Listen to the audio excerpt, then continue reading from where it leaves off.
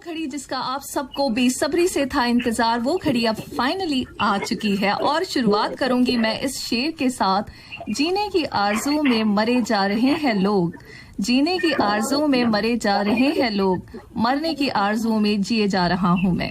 Hindi cinema के एक अजीम शख्सियत, एक बेहतरीन फनकार, एक उम्दा अदाकार जिन्होंने तकरीबन 250 से भी ज्यादा फिल्मों में अपना नुमाया किरदार अदा किया, बेहतरीन अदाकारी का नमूना पेश किया और हर बार हम सब ने इनके काम को सराहा है। राइट, नेशनल और इंटरनेशनल लेवल्स पर हाईली एजुलेट किया गया इनका काम और कई अवार्ड से आपको नवाजा जा चुका है। जी हाँ लिसनर्स, आप जो है हमारे गेस्ट की रजा से आज हम सबकी मुराद पूरी हो रही है कि आज हमारे साथ मुंबई से जुड़ गए over the phone a very versatile and an exceptionally talented actor, a nice person, Raza Murad ji. खुशामदीद सर, आदाब, कैसे हैं आप? मैं बहुत अच्छा हूँ नाजिया, आपने जो मेरी तारीफ की उसका बहुत बहुत शुक्रिया। ये तारीफ जो है ये हर फनकार के लिए जो है ये एक दवा का, विटामिन का काम करती है। एक पुरानी कहावत है कि जब तक फनकार को वाह ना मिलती उसके दिल से आ निकलती है। तो हम तो तारीफ के हम तो मोहताज होते ही हैं। और फिर मैं ये कहना चाहूंगा कि मेरा इत्तेफाक हुआ था कतर दोहा आने का। जी जी। और इतना मुझे खूबसूरत वो मुल्क लगा, इतनी सादा तबीयत लोग और इतना खूबसूरत है। हर तरीके से अल्लाह की मेहरबानी है कि दोहा कतर, इमारतें बड़ी अच्छी हैं, मौसम बड़ा अच्छा है, शॉपिंग मॉल्स बड़े अच्छे हैं और लोग बड़े अच्छे हैं, बड़े मिलनसार हैं। बहुत शुक्रिया सर।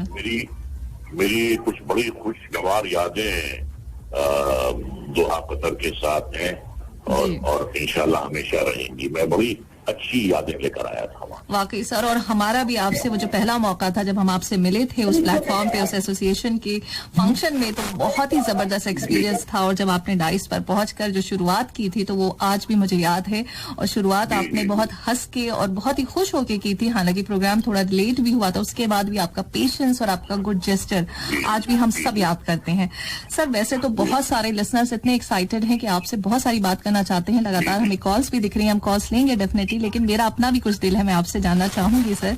तो सर मेरा जो एक सवाल था जो मैंने आपके बेटे अली मुराद से भी किया था और आपसे भी करूंगी कि फिल्मी फैमिली बैकग्राउंड होने की वजह से बचपन से ही आपको आई एम श्योर वो नेम फेम गेम देखने को मिला होगा, तो क्या यही एक बड़ी वजह थी फिल्म इंडस्ट्री ज्वाइन करने की?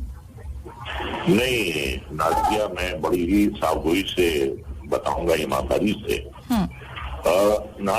नाजिया, मैं एक अच्छा स्टूडेंट नहीं था। अच्छा। मुझे पढ़ाई में कभी दिलचस्पी नहीं थी और स्कूल जाना मुझे दुनिया का सबसे बड़ा बोझ लगता था। ओह अच्छा।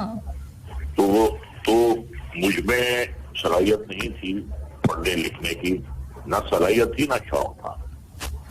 और उसका नतीजा ये हुआ कि मैं छठे क्लास में 2 बार फेल हुआ। ओह अच्छा। तो एक स्कूल के नाम से मुझे हमेशा बुखार आता था।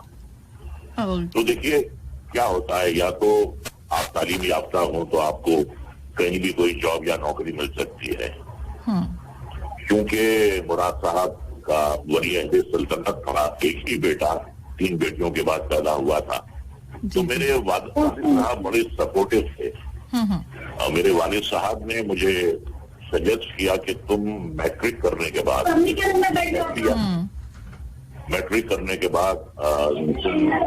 Film and television institute of India join कर लो।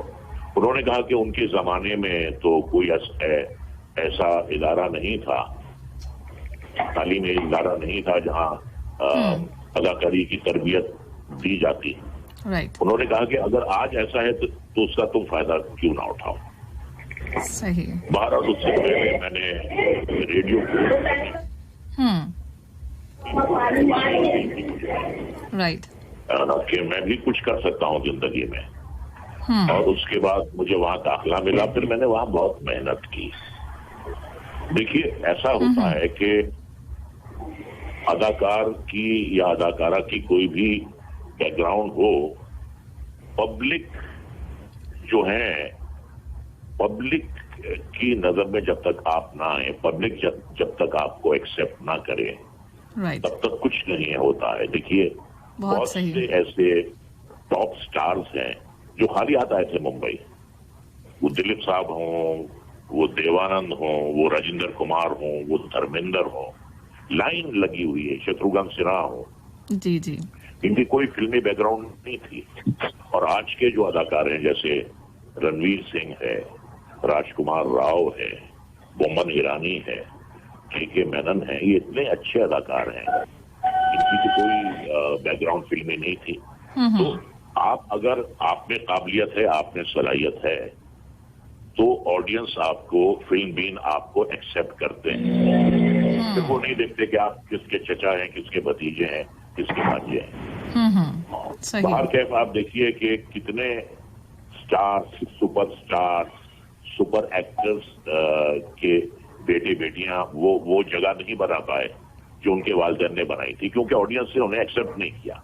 बिल्कुल सही, सही कहा। पहली बात यह है कि ऑडियंस की एक्सेप्टेंस आपको मिलनी चाहिए, और फिर आप पर एतमाद होना चाहिए आपके प्रोड्यूसर और डायरेक्टर को कि जो भी रोल आपको दिया जाएगा उसे आप बहुत ही खुश असलूबी से निभाएंगे।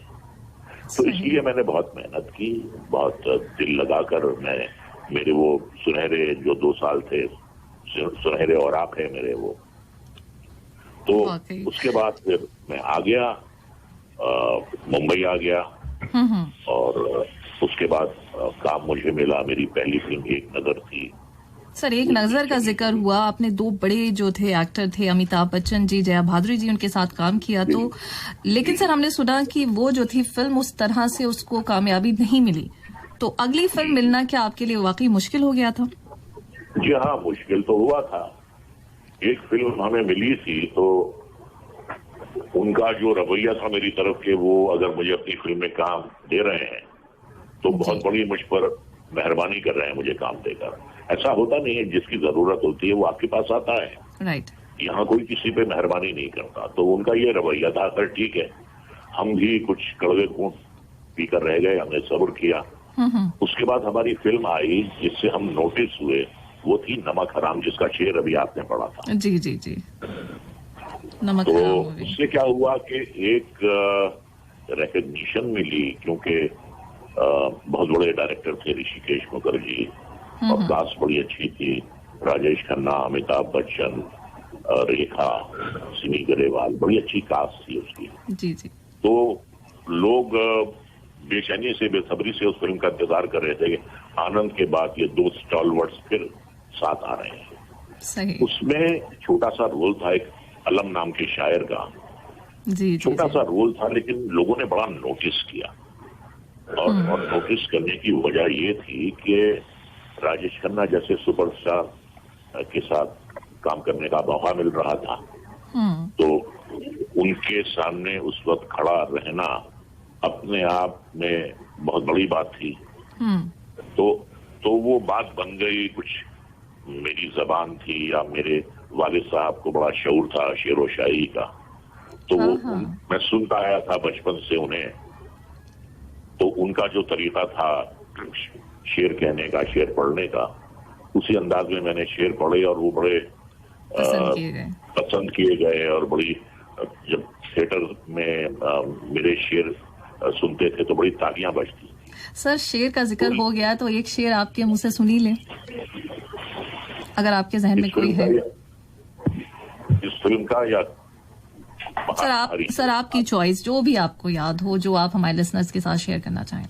हाँ, एक शेर मुझे बड़ा अच्छा लगता है। जी जी जी। भीग जाती हैं जो पलकें कभी तन्हाई में, वाह। भीग जाती हैं जो पलकें कभी तन्हाई में, कांप उठता हूँ मेरा दर्द कोई जान ना ले। भीग जाती हैं जो पलकें कभी तन्हाई में, कांप उठता हूँ मेरा दर्द कोई जान ना ले। यूं भी डरता हूँ कि ऐसे में अचानक कोई, यूं भी डरता हूँ कि ऐसे में अचानक कोई मेरी आंखों में तुम्हें देख के पहचान ना ले। वाह वाह वाह, बहुत अच्छे, बहुत जबरदस्त। सर, हमारे साथ जो है वो कॉलर्स लगातार जुड़ चुके हैं, और अगर आपकी इजाजत हो तो हम कॉल ले लें। बिल्कुल बिल्कुल बिल्कुल। हेलो। हेलो, अस्सलाम वालेकुम। वालेकुम अस्सलाम। वालेकुम अस्सलाम। जी, नाम बताइए। एक्चुअली हमारे वालिद साहब बात करना चाह रहे हैं, रजा मुराद साहब से। हाँ जरूर। जी प्लीज जरूर। अस्सलाम वालेकुम। वालेकुम अस्सलाम। वालेकुम अस्सलाम भाई। जी फरमाइए। साहब मैं आजिम भाई का भाई हूँ, हैदराबाद से बात कर रहा हूँ। अच्छा। आपने जो आजिम भाई के बारे में जो इंटरव्यू दिया था उसका मैं जो है ना शुक्रिया अदा करना चाहता हूँ इस प्रोग्राम के तहत। जी। और आपकी एक और अदाकारी मुझे बहुत पसंद आई। राजकुमार की फिल्म थी जिसमें आजिम भाई भी फाइट किए थे। आपने पैरालाइसिस का जो है ना एक्ट किया था, हाथ और पैर और मुंह से, वो मुझे बहुत पसंद आया। दूसरा आपने अभी जिक्र कर दिया, मैं यही कहना चाह रहा था कि आपने जो जिक्र कर दिया उसका, और आपके वालिद साहब मेरे आजिम भाई की फिल्म फौलादी मुक्का में मुझे याद है, उनकी तस्वीरें भी हैं, उनकी तस्वीरें भी हैं। फौलादी मुक्का की तस्वीरें हैं मेरे पास। तो अजीम भाई जैसा शरीफ आदमी बहुत कम मैंने इतने शरीफ लोग देखे हैं जो अजीम भाई थे। माशाल्लाह, अल्लाह उन्हें जन्नत नसीब करे। बहुत उम्दा आदमी थे था बस। और वो भी हैदराबाद के ही थे सब। जी। वो भी हैदराबाद के ही सपूत थे। जी। होमी वाडिया साहब जो है ना उन्होंने सेलेक्ट किए। हैदराबाद में एक शो हुआ गोलकुंडे में। गोलकुंडे में शो में जो है ना अजीम भाई करतब दिखाए, तीर और तलवार के घोड़सवार के करतब दिखाए थे। तो होमी वाडिया साहब ने उनको ऑफर किया बम्बई आने के लिए। उस प्रोग्राम में जॉन केवल और नीडर नाडिया भी शरीक थे। उसके बाद 1941 में होमी वाडिया ने फिल्म बनाई थी बम्बई वाले, उसमें जो है ना आपने अदाकारी की थी। उसके बाद 80 फिल्मों में अदाकारी की। आपके वाले साहब का नहीं, हमने बहुत फिल्में की अजीम भाई के साथ। वो उनमें एक खास बात थी कि वो एक छोटी सी कुर्सी रखते थे, पोर्टेबल कुर्सी होती थी छोटी सी, और नशीमन अखबार हमेशा उनके पास होता था। एक नशीमन बेंगलोर का अखबार होता था, वो हमेशा पढ़ते रहते थे। हाँ जी, बहुत। और बाबा ऐसा कर लो, बाबा ऐसा कर लो, बाबा ऐसा कर लो, मतलब इतने हम्बल। जी, वेरी हम्बल। बहुत अच्छी बात लगी। तो वो जो थे एक्शन डायरेक्टर थे, आप बता रहे हैं? जी, action director, actor, writer, director और प्रोड्यूसर भी थे। शोले में अच्छा। शोले के एक्शन में भी उनका बहुत बड़ा कंट्रीब्यूशन रहा है। अच्छा, ओके। जी। चलिए, बहुत अच्छा लगा सर आपसे भी बात करके, and thank you so much आपका हमसे कॉल करने का। और हैदराबाद से आप हमारे साथ जुड़े, आपने हमसे बात करी, हमारे सर से बात की। थैंक यू सो मच, बहुत शुक्रिया। ओके, अल्लाह हाफिज। वेल सर, हमें तो बहुत सारी कॉल्स दिख रही हैं, डेफिनेटली मैं लूंगी। आप वो सारे लोग आपसे बात करना चाहते हैं जो कतर के जितने तमाम FM 107 के लिसनर्स हैं सर, बहुत एक्साइटेड हैं। तो उनके कुछ मिले जुले सवाल जो मैंने सोचा कि मैं पूछ लूं उन्हीं के बिहाफ से। तो उसमें से एक चीज सर आपसे भी जानेंगे कि जब कोई भी एक्टिंग में आता है, एक्टिंग करने की सोचता है, तो सबसे पहले उसके जहन में आता है कि मुझे हीरो बनना है। तो क्या आपके जहन में भी ख्याल था कि मुझे हीरो बनना है, या डायरेक्ट आपने सोचा कि कैरेक्टर रोल से ही स्टार्ट किया? नहीं, हीरो बनने की ख्वाहिश तो सबकी होती है। अच्छा। I'll be a hypocrite if I say कि मैं हीरो नहीं बनना चाहता। Honest answer. जब भी एक्टिंग का शौक आपके दिल में उभरता है तो आप सबसे पहले यही सोचते हैं कि मुझे हीरो बनना है। राइट। लेकिन देखिए क्या होता है कि फिर एक ऐसा मकाम आता है आपकी जिंदगी में जहां आपकी खुद से मुलाकात होती है। और वो खुद से मुलाकात होना बहुत जरूरी होता है कि भाई देखिए क्या है, आज का दौर अलग है, उस जमाने का दौर अलग था। सही। एक तो यह है कि आपको खूबसूरत होना चाहिए, उस जमाने की बात कर रहा हूँ, चॉकलेट फेस होना चाहिए, और साहब आप में सेंस ऑफ रिदम होना चाहिए, आपकी तबीयत में रोमांस होना चाहिए। अच्छा, ये सारी क्वालिटीज चाहिए थी। हाँ, ये उस जमाने में होती थी। तो हमें महसूस हो गया कि भाई ये हीरो बनना जो है, हमने अपना चेहरा आईने में देखा और हमें लगा कि भाई ये चेहरा जो है ये हीरो बनने के लायक नहीं सर, माशाल्लाह, you are blessed with this. बहुत अच्छी फिजिक आपकी, बहुत अच्छा चेहरा आपका और दमदार आपकी आवाज, तो ये तो हम कहेंगे। ये तो आपकी जरा नवाजी है, लेकिन जब हकीकत से मेरा सामना हुआ तो मैंने अपने आप से कहा कि रजा मुराद, हीरो बनना जो है वो तुम्हारे बस की बात नहीं है, और बेहतर होगा कि अगर कैरेक्टर रोल्स या विलनिश रोल्स में आप कोशिश कीजिए। तो विलेनिश रोल की आपने बात की, शुरुआत तो आपने पॉजिटिव रोल से की, फिर ऑल ऑफ सडन ये नेगेटिव रोल्स की तरफ जो आपका ट्रांसफॉर्मेशन, इसके पीछे क्या वजह, मतलब क्या आपने सोचा, किस तरह से? लेकिन हम ये कहेंगे सर, आपने नेगेटिव रोल्स को भी बहुत ही पॉजिटिविटी के साथ, परफेक्शन के साथ ऑन स्क्रीन प्ले किया, लेकिन इसके पीछे क्या वजह? देखिए, वजह ये है कि 1973 में मेरी नमक हराम रिलीज हुई थी जी, और उसके 7 साल के बाद बीच में मैं काम करता रहा। कोई बहुत ज्यादा इम्पोर्टेंट रोल्स मुझे नहीं मिले, कहीं वकील बन गया, कहीं इंस्पेक्टर बन गया, कहीं हीरोइन का भाई बन गया, और फिर पंजाबी फिल्में भी मैंने बहुत सीखी। जी जी, तो 1980 में जब राज कपूर साहब अपनी फिल्म प्रेम रोग की कास्टिंग कर रहे थे, तो अचानक रात के 3 बजे उन्होंने अपने प्रोडक्शन मैनेजर रवि मल्होत्रा को फोन किया कि ऋषिकेश मुखर्जी ने एक मजदूरों की प्रॉब्लम पर फिल्म बनाई थी, उसमें जिस एक्टर ने शायर का रोल किया था, लंबा सा भारी सी आवाज वाला, उसका नाम क्या है? उन्हें मेरा नाम भी मालूम नहीं था। अच्छा। तो रवि मल्होत्रा ने बताया कि वो रजा मुराद नाम है और मुराद साहब के बेटे हैं वो। तो मेरे वालिद साहब के साथ उन्होंने अंदाज में काम किया था पहले। अच्छा। मुलाकात की और मेरे वालिद साहब की और पृथ्वीराज जी की बहुत दोस्ती थी। अच्छा। वो कंटेम्प्रेरी थे, वो कलीग्स। तो फिर उन्होंने साहब हमें याद फरमाया और उन्होंने ये कहा हमसे कि हमारे जहन में इस किरदार के लिए सिर्फ और सिर्फ आप हैं, हमने किसी सेकंड चॉइस के बारे में भी नहीं सोचा। अब देखिए, ये तकदीर होती है नाजिया, सही। कहाँ एक टूटा हुआ जिंदगी से मायूस शायर, और कहाँ वो रोल बिल्कुल डिफरेंट, और कहाँ वो रोल सुमेरगंज के राजा ठाकुर वीरेंद्र प्रताप सिंह। अब ये तकदीर है साहब। बहुत लोगों ने मेरी मुखालिफत भी की, अच्छा, लेकिन वो माने नहीं।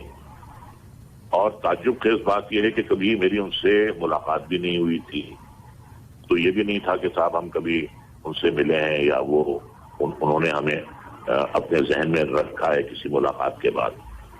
ऐसा कुछ नहीं था। पहली बार मैं जिंदगी में रूबरू हुआ हूँ। तो वहां देखिए क्या हुआ कि 2 बातें मेरे साथ हुई, दो फीलिंग्स मेरे दिल में आई।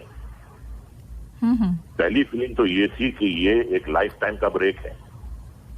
राज कपूर की फिल्म में अगर आप एक मेन विलन का रोल कर रहे हैं तो इससे बड़ी और क्या बात हो सकती है। बड़ा बैनर, राइट। एशिया का सबसे बड़ा शोमैन। बिल्कुल। फिर दूसरी तरफ एक जहन में खौफ तारी हुआ कि भाई ये ऐसा तो नहीं है कि ये आपको कुछ बहुत ही बड़ा एक्टर समझ रहे हैं, अच्छा, जो इतनी बड़ी जिम्मेदारी आपको दे रहे हैं, और अगर आप उनके पैमाने पर, उनकी कसौटी पर अगर आप खरे नहीं उतर पाए तो क्या होगा। तो ये मिली जुली फीलिंग्स थी मेरे दिल में।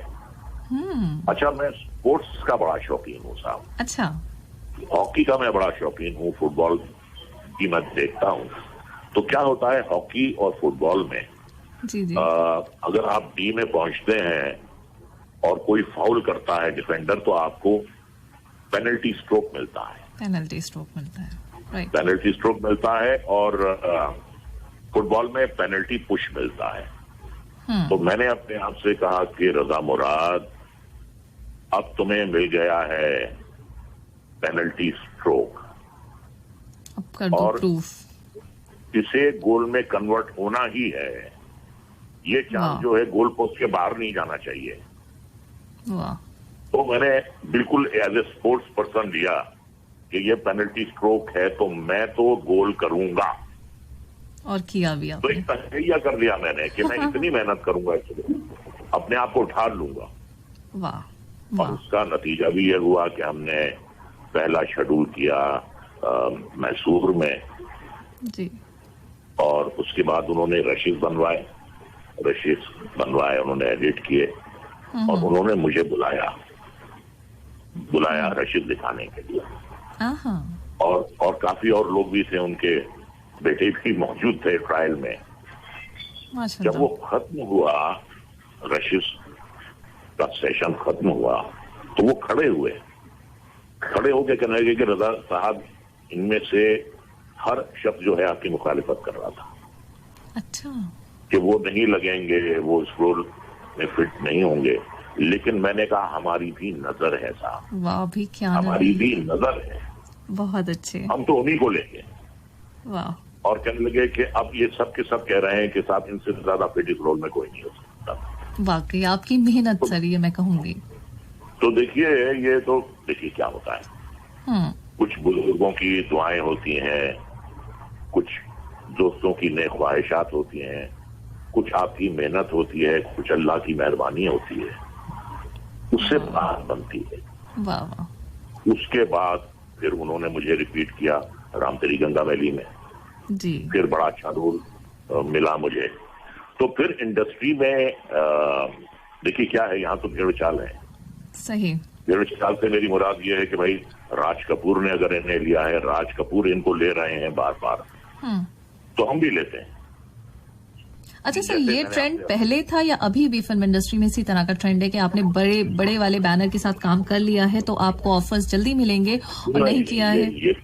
ये तो शुरू से है। अच्छा। फिर देखिए आपका ग्रेड और आपकी कैटेगरी बन जाती है। भाई ये स्टंट फिल्मों में काम करता है, ये टीवी का एक्टर है। पहले स्टंट फिल्में होती थी, आज उन्हीं फिल्मों को एक्शन फिल्में कहा जाता है। अच्छा, राइट, सही। तो एक कैटेगरी में आप आ जाते हो। तो इसके बाद इन 2 फिल्मों के बाद मैं एक कैटेगरी में आ गया। अचानक एक स्मॉल टाइम एक्टर जो छोटे छोटे रोल करता था, इनसिग्निफिकेंट काइंड ऑफ रोल, वो अचानक ए लिस्टर बन गया। और उसके बाद फिर मैंने राम तेरी गंगा वैली के बाद फिर मैंने पीछे मुड़कर नहीं देखा। वाह, माशाल्लाह। तो 14 साल के इंतजार के बाद मुझे एक प्लेटफॉर्म मिला, और मुझे तब ऐसा लगा कि वाकई मैं इस इंडस्ट्री का एक हिस्सा हूं। तो फिर क्या हुआ नाजिया, के मेरी वालिदा जी काफी फिक्रमंद थी कि मैं 18 घंटे की शूटिंग कर रहा हूं। तो एक दिन रात को मैं घर आया तो उनकी आंखों में आंसू थे। कहने लगे, बेटे तू क्यों इतना काम कर रहा है, क्यों कर रहा है, क्यों अपने आप का दिल इतना तू हलकान कर रहा है काम करने में। मैंने कहा, देखिए मेरी गाड़ी जो है वो 14 साल बाद पटरी पर आई है। तो ये 14 साल जो मैंने जद्दोजहद में गुजारे हैं, ये मुझे कवर करने हैं। वाह। मैं इसीलिए ओवर टाइम कर रहा हूं कि ये 14 साल जो मैंने तकरीबन ना होने के बराबर काम किया, वो मुझे 14 साल मुझे कवर करने हैं ज्यादा काम करके।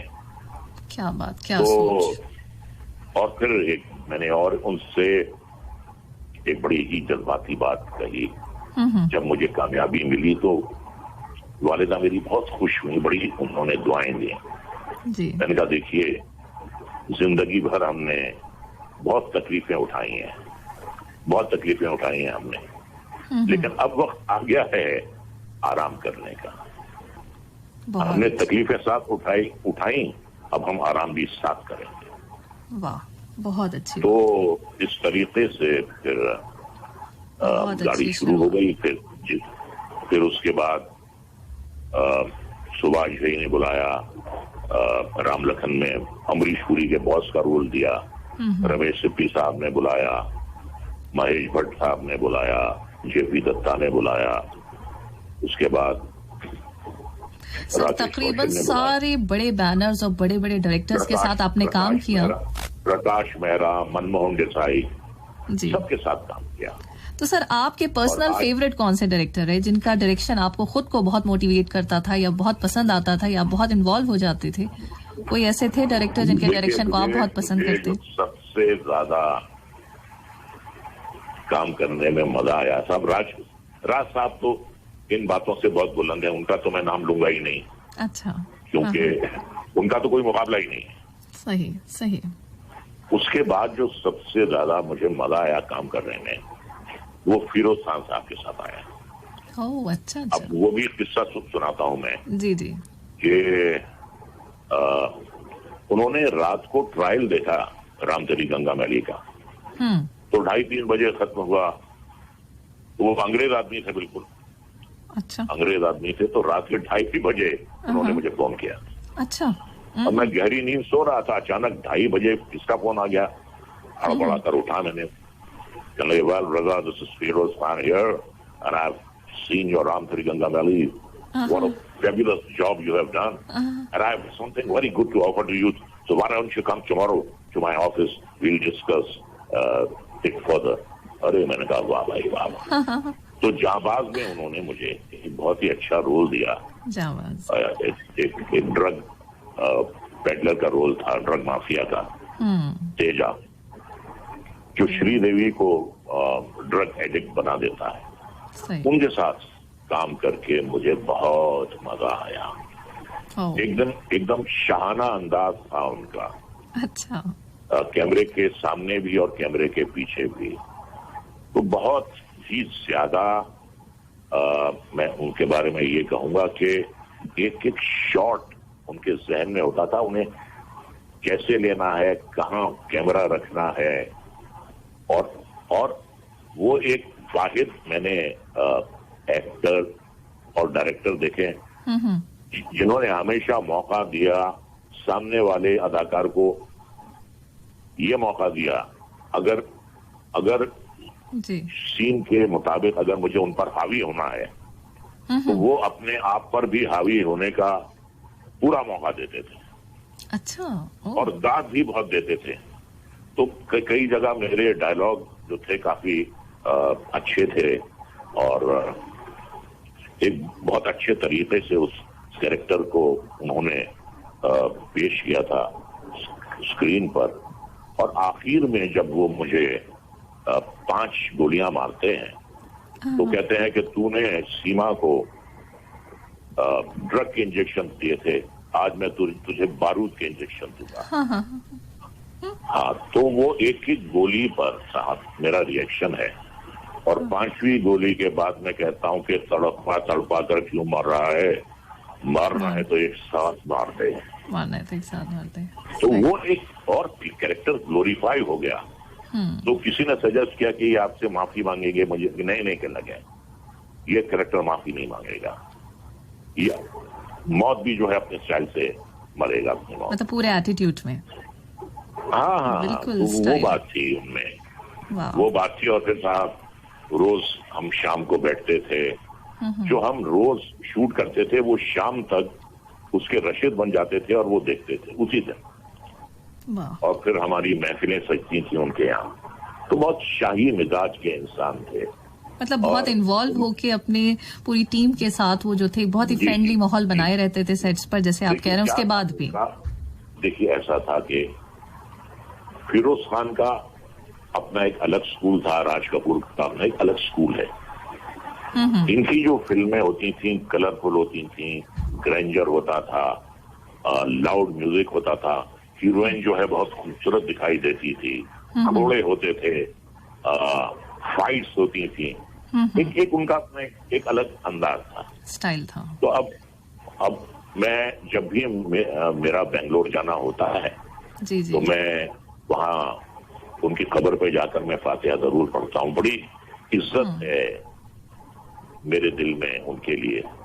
तो मैं हमेशा जाता हूँ बेंगलोर, जब भी जाता हूँ जी जी, तो मैं जरूर जाके मैं फातिहा जरूर पढ़ता हूँ उनकी कब्र पे। वाह, बहुत अच्छी बात कर रहे हैं सर आप। और हमारे साथ जो है कॉलर भी जुड़ गए हैं सर। हेलो जी, अस्सलाम वालेकुम रहमतुल्लाह बरकातहू और वेलकम रजा मुराद साहब को। थैंक यू, बहुत बहुत शुक्रिया भाई आपका, बहुत बहुत शुक्रिया। आज हमारे जाके जो हम आपको इसी लाइफ में आपके साथ लाइव बात कर रहे हैं। अरे मेरी खुशनसीबी है भाई। माशाल्लाह जी, बहुत अच्छी अच्छी आप बातें शेयर कर रहे हैं और इतने डायरेक्टर्स आप बातें शेयर कर रहे हैं। वो लोग जो काम करते थे, दिल लगा के काम करते थे, उस काम को एक तरह की इबादत समझते थे, उस तरह के काम करते थे और वो फिर फिल्में भी हिट हो जाती थी। तो आजकल में मेरे ख्याल में ये कुछ चीजें नजर नहीं आ रही। और आपकी माशाल्लाह बहुत अच्छी और बहुत प्यारी आवाज है। अल्लाह ताला की जात आपको सेहत अता फरमाए। हमारी दुआएं दिन रात आपके साथ हैं। और हम ये चाहेंगे कि जिस टाइम आप प्रोग्राम खत्म करें तो अच्छी सी प्यारी सी सुंदर सी आवाज में हमें कोई और 2-4 शेर अगर अनायत कर दे तो बहुत मेहरबानी। और आपने एक दफा दुबई में भी शो किए थे मोइन अख्तर साहब के साथ, और पाकिस्तान में भी चक्कर लगाया था। तो अगर पाकिस्तान की और मोइन अख्तर साहब की अगर कुछ बातें शेयर करना चाहें तो हमें बहुत खुशी होगी। देखिए, मोइन अख्तर साहब तो अपने आप में, मैं तो उन्हें एक इंस्टीट्यूशन कहूंगा। उनका जो अंदाज था, उनका जो सेंस ऑफ ह्यूमर था, उनकी जो टाइमिंग थी, वो तो कमाल की थी। और सबसे अच्छी बात ये थी कि वो जो भी चुटकुला या जोक सुनाते थे या पंच लाइन सुनाते थे, उनके चेहरे पे कोई तासुरात नहीं होते थे, जिसे हम अंग्रेजी में कहते हैं कि पोकर फेस्ड। लोग हंस के लौट जाते थे लेकिन उनके चेहरे पे मुस्कुराहट नहीं आती थी। और इतनी अच्छी शीरीं उनकी जबान थी, जबान में शीरनी थी, इतना अच्छा उनका अंदाज़े बयान था। तो मैं तो उनका बहुत बड़ा मद्दार रह चुका हूं और मैंने कहा भी था उनसे, स्टेज पे मैंने कहा था कि जी बिल्कुल, आपने कहा स्टेज पे, याद है हमें। जी हाँ, तो मैंने कहा कि साहब एक ख्वाब था आपसे मिलने का, आज मैं आपके साथ स्टेज शेयर कर रहा हूँ। ये गले लगा के उनको मिला था। जी, तो बहुत ही। और उसके बाद भी अक्सर गाए बगाए उनसे गुफ्तगू होती रहती थी। तो ऐसे फनकार तो बहुत कम पैदा हुए हैं। एक खुदादाद सलाहियत थी उनमें, एक ऐसी रवानी से बात करते थे और ऐसे बरजस्तगी से जवाब देते थे फिल्मदी के मजा आ जाता था साहब। वो मोइन अख्तर थे, उनका कोई मुकाबला नहीं। बहुत अच्छी बात, बहुत अच्छा लगा जी आपसे सुन के। और पाकिस्तान के जिस टाइम आप गए थे तो कुछ यादें, कुछ बातें कुछ शेयर करना चाहें तो? हाँ, मेरी वहाँ फूफी रहती थी और 93 साल की उनकी उम्र हो गई थी। तो वो मुझे याद कर रही थी। तो लाहौर में रहती हैं वो, तो मैं उनसे मिलने के लिए गया था वहाँ लाहौर। वैसे तो मैं एज ए डेलीगेट भी गया था, यहाँ से एक डेलीगेशन गया था। उस डेलीगेशन का मैं हिस्सा था, पहली बार मैं गया था। और फिर मैं मेरी शूटिंग हिना की यहीं हुई थी। हिना की शूटिंग के दौरान मैं वहां नहीं गया था। अच्छा। तो बड़ा अच्छा, बहुत खुशगवार था मेरा वो ट्रिप। और बस ये था कि काफी मेरे रिश्तेदार हैं, इस्लामाबाद में भी है, कराची में भी है, रावलपिंडी में है, लाहौर में है। तो सबसे मिला मैं, मुद्दतों बाद मिला। और कुछ तो ऐसे रिश्तेदार थे जिनसे मैं पहली बार मिला, बड़े करीबी रिश्तेदार, उनके बच्चे, उनके पोते पोतियां, उनके नवासे नवासियां। तो बड़ा अच्छा लगा, बिल्कुल ऐसा लगा कि मैं अपने ही खानदान में आ गया हूँ। इन सबसे मिलके बहुत अच्छा लगा। तो वो भी जो मेरा ट्रिप है, दौरा जो है, बहुत ही खुशगवार था। और खाना पीना तो कमाल का है वहाँ पे। खूब मैं वेट बढ़ा कर आया वहाँ से, काफी वजन गेन करके आया, मैं वेट गेन करके आया। बहुत खाना पीना भी वहाँ बहुत अच्छा है माशाल्लाह जी। तो सर जी, कतर में कब आपका चक्कर लग रहा है? अभी तो इंशाल्लाह कोरोना खत्म हो जाएगा तो फ्री है, अगर आप आ जाएं टिकट लेकर तो। देखिए, अब जैसे हालात पर मुनहसर है। अभी तो ऐसा लग रहा है कि थोड़ा वक्त लगेगा उसमें, हालात को नॉर्मल होने में। तो जैसे ही इंशाल्लाह बहाल होती है सिचुएशन, हम इंशाल्लाह जरूर आएंगे। सर, हम आपको वेलकम कहेंगे और आंखों की पलकों पे बिठाएंगे आपको सर। अच्छा, किस शहर के रहने वाले हैं भाई आप?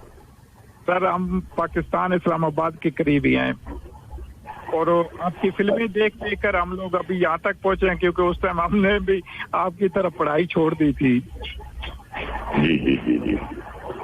हाँ देखिए, जो हकीकत है उससे क्या, जब ये बातें अल्लाह से नहीं छुपी हुई हैं तो बंदों से क्या छुपाएं। जी जी बिल्कुल। हर बात का इल्म अगर अल्लाह को है तो वो एक गाना है ना मुगल आजम का, पर्दा नहीं जब कोई खुदा से, बंदों से पर्दा करना क्या। बंदों से पर्दा करना। अच्छा। और ठीक है, देखिए मुझे तो बड़ी खुशी है कि मेरे तमाम खानदान के अफराद जो हैं वो बचपन में मुझसे नाउम्मीद हो गए थे, सब के सब। मेरे वालिद साहब भी मुझसे नाउम्मीद हो गए थे, मेरी वालिदा मुझसे नाउम्मीद नहीं हुई थी। ये तो बड़ी बात। जो लोग मुझसे नाउम्मीद थे बाद में उन्हें मुझ पर फख्र होने लगा। तो ये भी वक्त की बात होती है भाई। जी बिल्कुल, वक्त की बात होती है। वक्त आपको बहुत कुछ सिखाता है। वक्ती जो तजुर्बे हैं वो बहुत काम आते हैं, बजाय किसी किताब में पढ़ने के। जो आपके खुद के तजुर्बात होते हैं, जो आपने जिंदगी से हासिल किए होते हैं, वो बड़े काम आते हैं आपको। सर जी अपनी औलाद तो हर एक की प्यारी होती है, लेकिन हम ये पूछना चाहेंगे कि आपको अपना कौन सा किरदार कौन सी फिल्म में अच्छा लगा? देखिए, अगर एक आप किरदार की बात करते हैं तो हिना में जो मैंने एक पुलिस ऑफिसर शाहबाज खान का रोल किया था, जी जी, वो मेरा सबसे फेवरेट रोल है, किरदार है। देखिए, मैं अक्सर ये होता है कि जब आप अपनी कोई फिल्म देखते हैं तो आपको लगता है कि यहाँ थोड़ी कमी रह गई, यहाँ मैं ये कर सकता था। लेकिन उस फिल्म को देखकर मुझे ऐसा लगता है कि जितना अच्छा मैं कर सकता था उतना मैंने किया। तो मुझे कोई कमी दिखाई नहीं दी अपने काम में पहली बार। तो ये अपने आप में एक जी। वो फिल्म भी पाकिस्तानी राइटर हसीना मोइन की लिखी हुई थी। जी हाँ जी हाँ जी हाँ जी हाँ जी हाँ जी हाँ। चलिए जी, बहुत शुक्रिया अमजद इकबाल जी। बहुत सारी मेहरबानी। और जाते जाते आप अच्छा सा प्यारे से कुछ 2-4 शेर हमारे लिए जरूर सुनाइएगा। जी जरूर, थैंक यू। उसका एक बड़ा अच्छा डायलॉग है जो बहुत बहुत फेमस हुआ था, पंच लाइन थी। वो जब मैं हिना का हाथ मांगने आता हूँ खान बाबा से, तो बीबी गुल फरीदा जलाल बैठी हैं, तो पूछती हैं कि भाई आपने शादी अब तक नहीं की? मैंने कहा कि हमने तो माशाअल्लाह 2 शादियां की हैं। पहली बीवी मुझे प्यारी नहीं और दूसरी अल्लाह को प्यारी हो गई। जी बिल्कुल। तो ये पहली मुझे प्यारी नहीं और दूसरी अल्लाह को प्यारी हो गई। बहुत अच्छे। क्या बात है। तो मेहरबानी सर, बहुत शुक्रिया। Thank you very much Nadia बाजी, आपने इतना time. Thank you so much, thank you so much. अपना ख्याल रखिए, अल्लाह हाफिज। जी सर, तो सर हमारे पास एक वॉइस नोट भी है और कुछ जो है हमारे लिसनर्स, जो पंजाबी लिसनर्स हैं, वो कह रहे हैं कि सर ने बेशुमार पंजाबी फिल्मों में भी काम किया है, तो सर से कहिए कि एक आध पंजाबी फिल्म का डायलॉग भी हमारे लिए जरूर बोल दें, क्योंकि सबके कॉल्स लेना पॉसिबल नहीं हो रहा है। तो सर कोई है ऐसी डायलॉग आपके जहन में पंजाबी? और मैं तो आपसे पूछूंगी, आपकी उर्दू इतनी अच्छी है सर, आपकी मतलब पंजाबी के लिए आपको किस तरह की तैयारी करना पड़ी? आई एम श्योर थोड़ी अलग से तैयारी करनी पड़ी होगी। नहीं, बहुत मैंने उसके लिए बड़ी मैंने मशक्कत की, क्योंकि मेरी मादरी जबान थी नहीं। और देखिए, जो सबसे बड़ा मैं समझता हूँ कि मेरा जिंदगी का जो सबसे बड़ा अचीवमेंट है कि एक बहुत पॉपुलर चैनल है, पंजाबी चैनल पीटीसी। तो पहली बार जो उन्होंने अपने अवार्ड्स अनाउंस किए, तो मैं पहला अदाकार था जिसे लाइफ टाइम अचीवमेंट अवार्ड मिला पंजाबी फिल्मों के लिए। तो एक नॉन पंजाबी जिसकी मादरी जबान पंजाबी नहीं है और उसे कितने ज्यादा पंजाबी एक्टर्स होने के बावजूद उसे एक नॉन पंजाबी को अवार्ड मिलता है towards his contribution towards Punjabi film. ये अपने आप में जी हाँ। तो एक छोटा सा डायलॉग है। जी जी। मैं कहता हूँ, ओए बालिया, जब मुकद्दर माड़े हों ते ऊंट से चढ़े नूं भी कुत्ता वड़ लेंदा है। जे मुकद्दर माड़े हों ते ऊंट से चढ़े नूं भी कुत्ता वड़ लेंदा है। ये एक पंच लाइन थी, बहुत मशहूर, लोगों को पसंद आई। आई एम श्योर आज भी हमारे लिसनर्स को पसंद आई होगी। और सर एक वॉइस नोट है जो आपके लिए है। अस्सलाम वालेकुम मैम, मेरा नाम लाफिज सिंह पुन्नी है मैम, और मैं बहुत ही बड़ा फैन हूँ मैम रजा मरीदी जी का। और मैम इनका जो नेगेटिव रोल था वो बहुत ही अच्छा था मैम, और बहुत ही अच्छा ये लोग निभाते थे ma'am. Really I am big fan Raza Muradi ma'am. And ma'am industry में दो बंदे थे मैम, एक तो रजा मरीदी जी थे और दूसरे रमेश पुरी जी थे मैम। जो इनका दोनों का नेगेटिव रोल था मैम वो बहुत ही अच्छा होता था मैम, बहुत पसंद आता था सभी को मैम, और अच्छा निभाते थे मैम। बहुत बहुत शुक्रिया मैम। इनका बहुत सा फिल्म था, हिंदी फिल्म था और पंजाबी फिल्म में इन्होंने काम किया, तो बहुत अच्छा काम किया मैम। अमरीश पुरी एक रोल तो मैम उनका जबरदस्त होता था। जी जी जी जी सर। और मैंने उनके साथ कुछ 21 फिल्मों में काम किया अमरीश जी के साथ।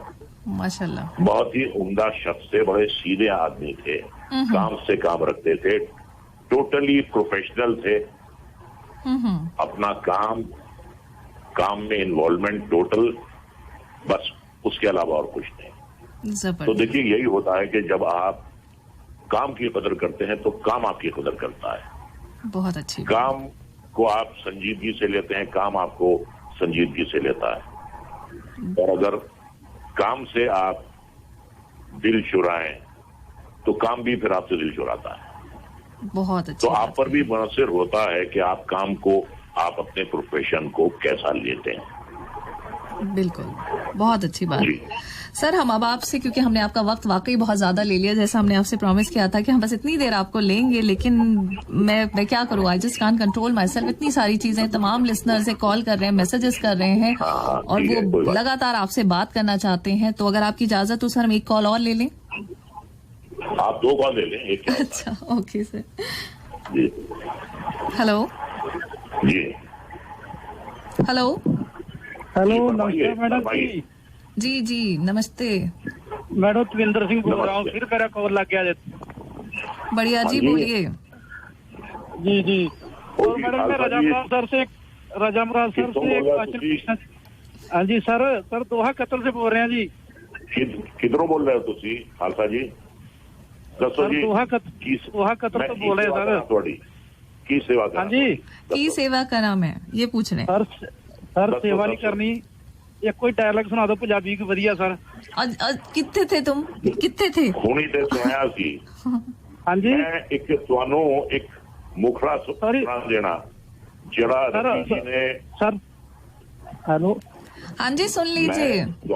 जी जी जी। मैं ਤੁਹਾਨੂੰ पंजाबी फिल्म, मेरी लच्छी फिल्म सी, मोहम्मद रफी जी ने एक गाना गाया सी मेरे वास्ते, जरा पिक्चराइज होया सी, पिक्चराइज होया सी, ते उसका मैं ਤੁਹਾਨੂੰ एक मुखड़ा सुना दिया। बहुत थैंक यू सर, सुना दोगे, बहुत बहुत मेहरबानी ਤੁਹਾਡੀ सर। ये पहली गजल सी पंजाबी जी ਜਿਹੜੀ स्क्रीन पे आई थी, ते मैं ਤੁਹਾਨੂੰ सुना। जी सर, बहुत थैंक यू। यार दे नजारे विचों रब वेखिया, रब वेखिया, ओ भी वेखिया ते यार दे सबब वेखिया, असा यार दे नजारे विचों रब वेखिया, रब वेखिया, असा यार दे सच रब तो नजारा नहीं जे साडे यार दा, जेड़ा वेख लेंदा यार दो ओ जिंद हार दा, गल करन दा ओदा सोना तब वेखिया, तब वेखिया, असा यार दे नजारे विचों रब वेखिया, रब वेखिया, असा यार दे। जबरदस्त सर, जबरदस्त, वाकई बहुत बढ़िया, बहुत ही बढ़िया। थैंक यू सो मच, बहुत शुक्रिया आपका हमें कॉल करने का। ओके मैडम जी, क्या मैं 3 नंबर से कॉल लगा रहा था तो फाइनली मिल गई। दो नंबर से कॉल कर रहा तो वो पे नहीं लगा, लेकिन इसमें लग गया। बहुत बहुत thank you. Thank you so much. जी बहुत बहुत मेहरबानी, तुसी याद कीता, बहुत बहुत मेहरबानी सर। सत श्री अकाल सर, बहुत बहुत मेहरबानी, ਤੁਹਾਡੀ ਮਜ਼ਾ ਆ ਗਿਆ ਤੁਹਾਡਾ बोले सो सत श्री अकाल, वाहिगुरू जी का खालसा, वाहिगुरू जी की फतेह। थैंक यू सर, ओके, मेहरबानी sir, thank you. Thank you sir, बहुत ही अच्छा। तो क्या मैं ये आने वाले टाइम में मानूं कि आप जो है सिंगिंग में भी जो है वो कुछ गाया वाया करेंगे? किस तरह के फ्यूचर प्लान्स हैं रजा जी? अब आप मेरी बात सुनो। देखिए कुछ राइटर्स होते हैं जी, कुछ एक्टर्स होते हैं, वो शौकिया करते हैं। मैं गाना शौकिया गाता हूँ, लेकिन मेरी आवाज ऐसी नहीं है कि मैं इसे इसको मैं प्रोफेशन नहीं बना सकता। लिखना अलग बात होती है, प्रोफेशनली लिखना अलग बात होती है, शौकिया लिखना अलग बात होती है, शौकिया एक्टिंग करनी अलग बात होती है, और प्रोफेशनली एक्टिंग करना अलग बात होती है। तो जहां तक मेरी आवाज का सवाल है, वो मैं प्रोफेशनल सिंगर नहीं बन सकता, ठीक ठाक गा लेता हूँ बस। बहुत अच्छी बात। अच्छा सर, एक और वॉइस नोट है आपके लिए हमारे लिसनर का। तो अस्सलाम वालेकुम नाजिया मैम, गुड मॉर्निंग के शो को सुनने वाले तमाम दोस्तों को अनवर अहमद का प्यार भरा सलाम, और स्पेशल सलाम आज के हमारे गेस्ट राजा मुराद जी को। और ये किसी पहचान के मोहताज नहीं है, माशाल्लाह से बहुत ही बड़ा नाम है इनका फिल्मी दुनिया में, और अपने 69 इयर्स के एज में काफी सारे फिल्मों में जबरदस्त से रोल किए हैं, और बहुत ही दमदार आवाज है इनकी जी। बहुत बहुत शुक्रिया। इसमें कुछ मूवी हमने देखे भी हैं, हिना, प्रेम रोग, होगी प्यार की जीत, मोहरा, आंखें, दिल परदेसी हो गया, अरे वाह, और ये काफी जबरदस्त किस्म की मूवी भी थी जी जी। लेकिन आज इनसे हम एक सवाल पूछना चाहेंगे जी जरूर, कि ऐसी कौन सी मूवी थी जिनसे इनको जो है वो असल पहचान मिली, और कोई ऐसी यादगार मूवी? तो मुझे बतौर अदाकार मुझे पहचान मिली थी नमक हराम से। जी जी, नमक हराम से, उसमें मैंने एक शायर का रोल किया था। लेकिन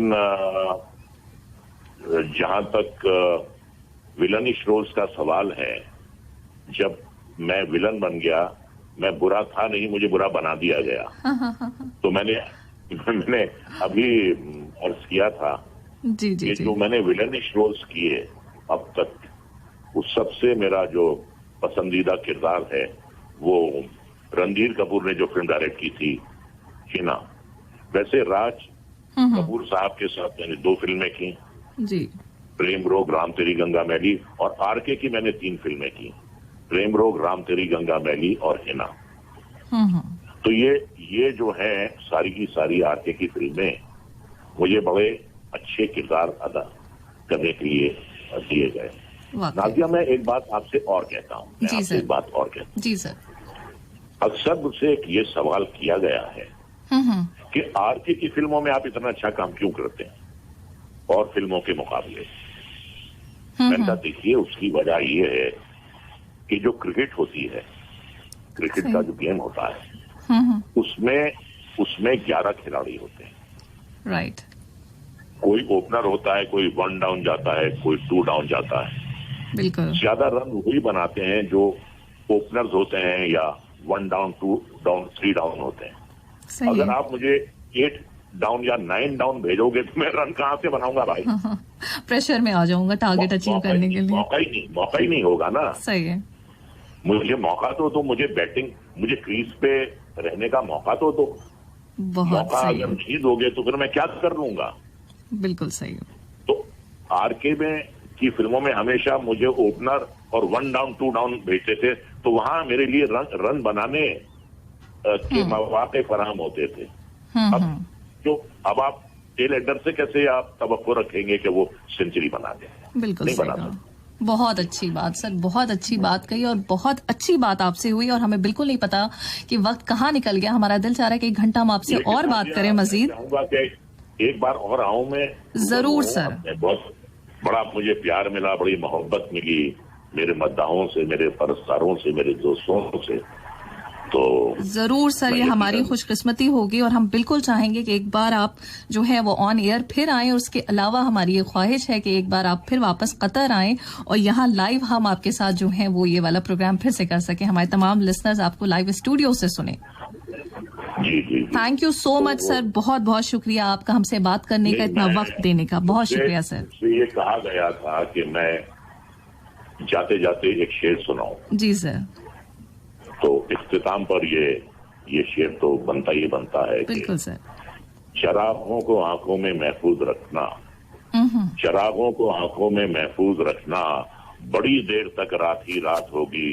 मुसाफिर हैं हम भी, मुसाफिर हो तुम भी, मुसाफिर हैं हम भी, मुसाफिर हो तुम भी, किसी मोड़ पर फिर मुलाकात होगी। वाह, बहुत खूबसूरत शेर और बहुत बहुत शुक्रिया सर आपका, बहुत शुक्रिया हमसे बात करने का। अपना बहुत बहुत ख्याल रखिए सर, अल्लाह हाफिज। जी शुक्रिया।